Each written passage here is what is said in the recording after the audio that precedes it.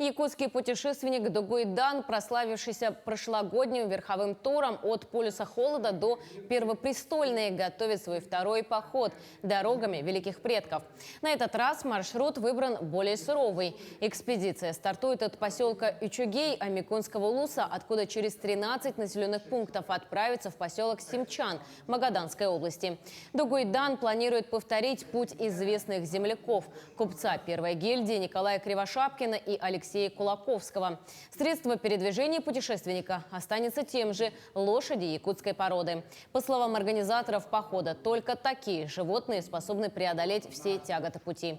Для обеспечения безопасности с Дугуйданом в путешествие отправятся представители службы спасения и МЧС, а также видеооператор, который зафиксирует детали путешествия. Маршрут лежит через Колымскую трассу, через старую. Категория сложности пятибалльная. Буду ночевать на улице. То есть, как это делали наши предки. Буквально на этой неделе поедем в Аймикон, и там уже финальные подготовки будут.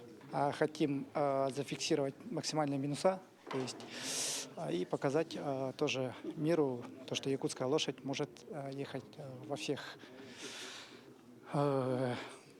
погодных условиях.